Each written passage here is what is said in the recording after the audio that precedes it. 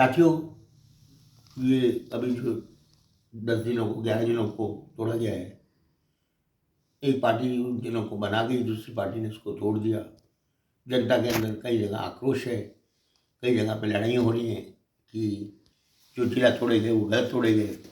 इस कश्मकश में आम जो नागरिक है वो सफ़र कर रहा है।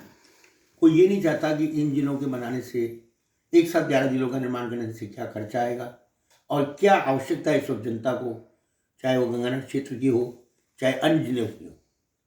मूलभूत कारण ये है कि इस वक्त मौजूदा स्थिति के अंदर क्या ये बनाना उचित है अथवा ये गलत किया जा रहा है या तोड़ा जा रहा है, ये आपस में द्वेष भावना से तोड़ा जा रहा है। एक पार्टी कॉलेजों का नवीनीकरण करती है, उसका सरकारीकरण करती है, दूसरी पार्टी उसको तोड़ देती है।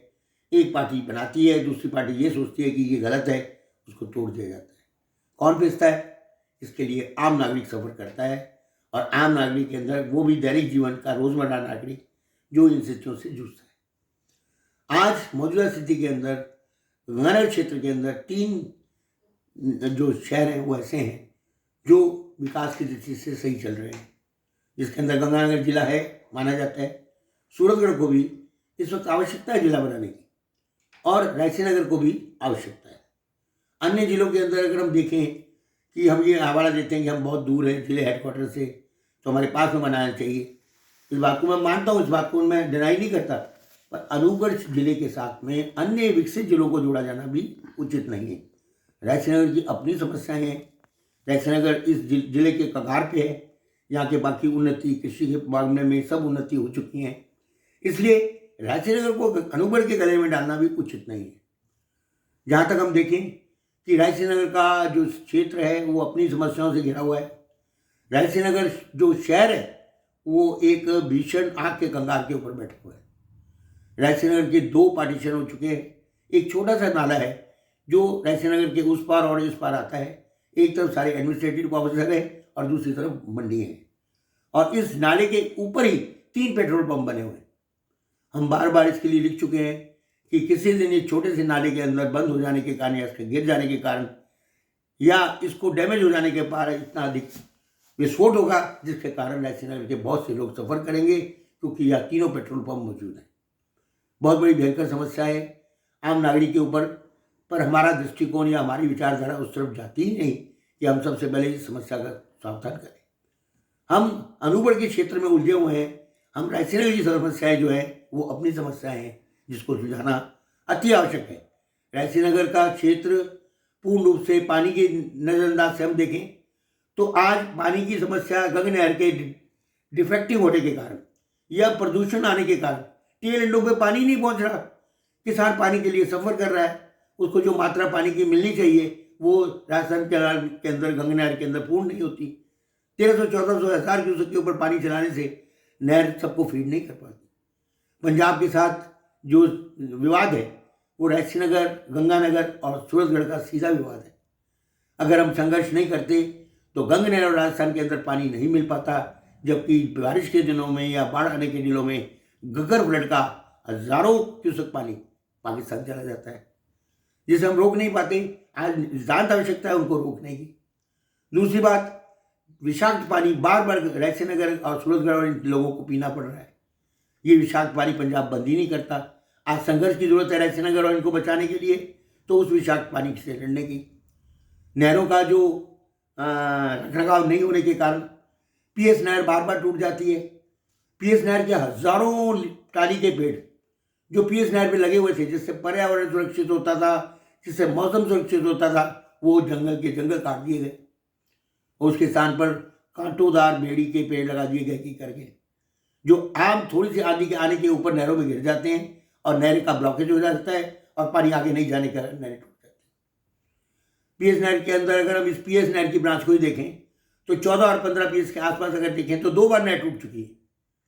कितना बड़ा क्षति हुई पानी की, कितना बड़ा उस एग्रीकल्चर क्षेत्र को नुकसान हुआ। आज हमें समस्या है इन चीज़ों को सही करने की।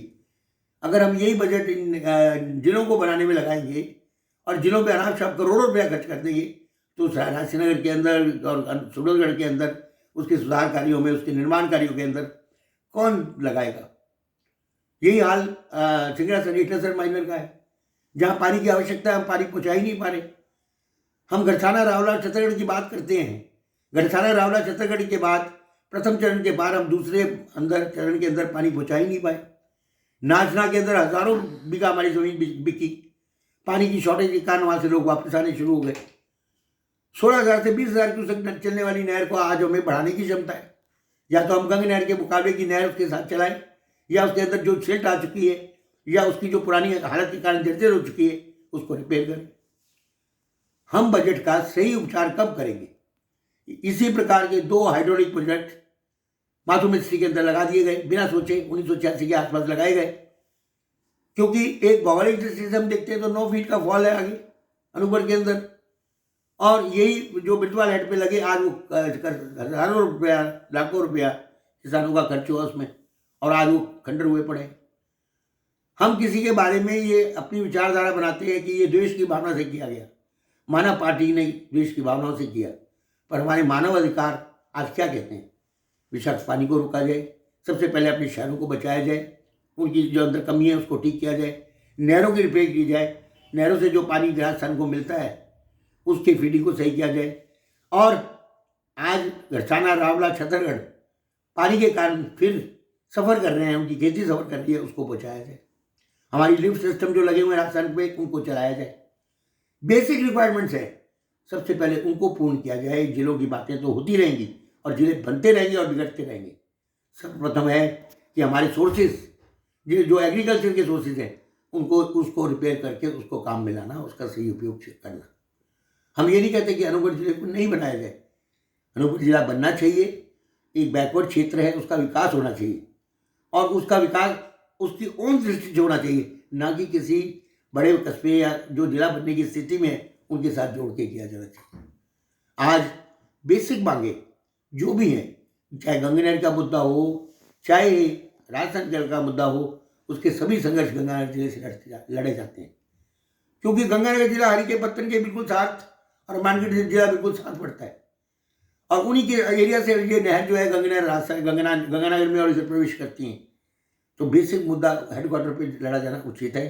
गंगानगर इस दृष्टि से, नहरों की दृष्टि से उचित है कि गंगानगर जिला रहना चाहिए, और उसके समर्थन में सूरतगढ़ और रायचूर को होना चाहिए।